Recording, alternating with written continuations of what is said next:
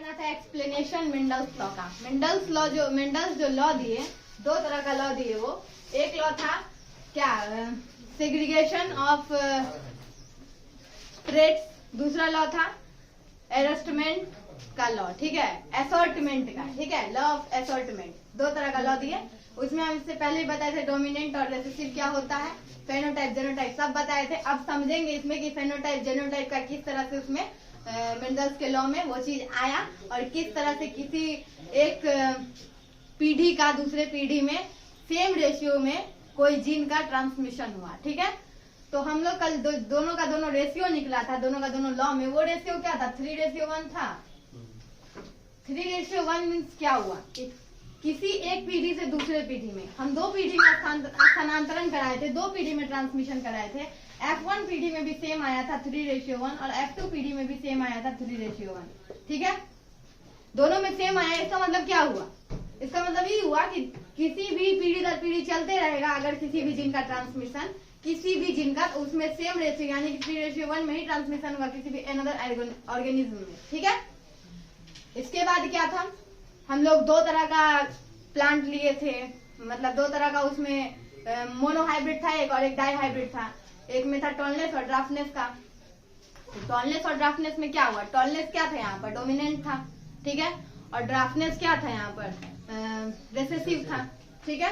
उसके बाद जब हम कलर में लिए, कलर में वाई और वाई, ये किसको डिनोट कर रहा था, रिंकल्ड येलो से पी प्लांट्स को।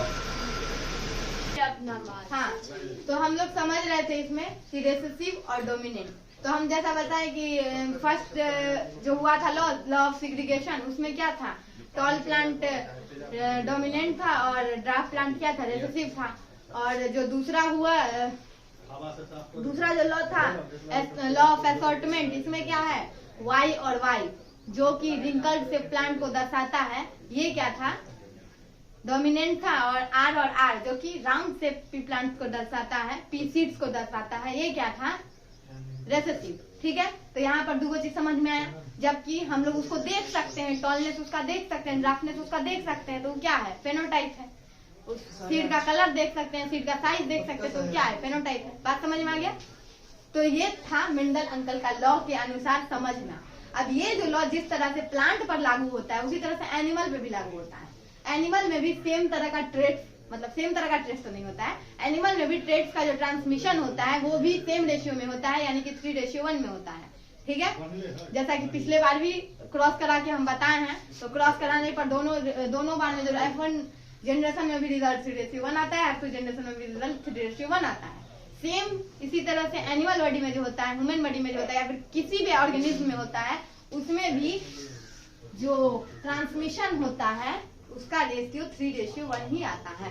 बात दिमाग में घुस गया, दिमाग में घुसा लीजिए, नहीं घुसा। उसके बाद क्या है कि how do gene transmits gene in organism, मतलब जीन जो है किस तरह से अपने आप को किसी भी ऑर्गेनिज्म में स्थानांतरित करती है एक पीढ़ी से दूसरी पीढ़ी में। तो स्थानांतरित करने का सबसे पहला कारण तो खुद जीन है, ठीक है। ये क्या है, पैतृक लक्षणों को एक पीढ़ी से दूसरी पीढ़ी में स्थानांतरित करने का कार्य करती है, यही ना इसका वर्क है। ये कहाँ पाई जाती है, तो क्रोमोसोम पे पाई जाती है, यही ना वर्क है। डीएनए इसमें होता है, ठीक है। तो ये कैसे करती है, एक क्वेश्चन है यहाँ पर, ठीक है, बड़ा मस्त क्वेश्चन है कि कोई मदर है, ठीक है, मदर का हेयर का कलर ब्लैक है, ठीक है, उसका फादर है, मतलब मदर का फादर नहीं, बेबी का फादर जो है, उसका हेयर का कलर येलो है और ब्लॉन्ड है, ठीक है। बताओ जरा कि बेबी का जो हेयर का कलर होगा वो किस कलर का होगा, किस कलर का होगा वो, ठीक है। तो हम लोग, नहीं जरूरी थोड़ी है, हम लोग मानते हैं, जैसे माना कि जैसे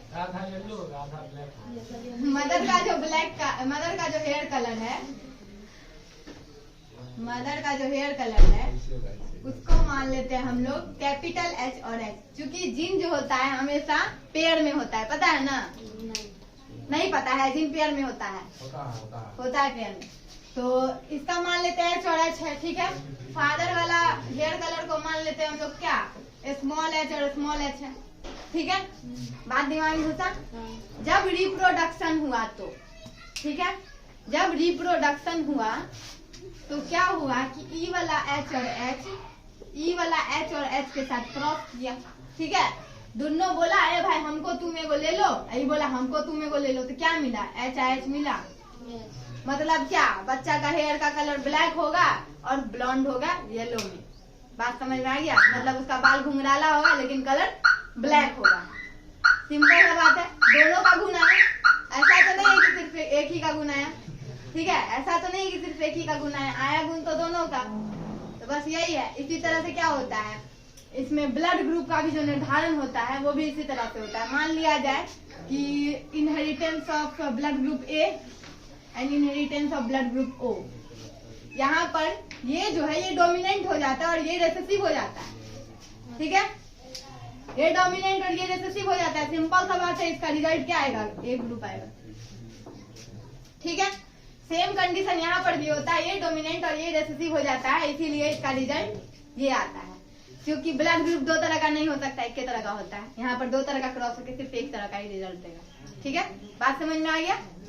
यही चीज था कि किस तरह से स्थानांतरण होता है किसी भी जीन का, ऑर्गेनिज्म में भी और प्लांट्स में भी। बात तो समझ में आ गया होगा, मेंडल का लॉ खत्म हो।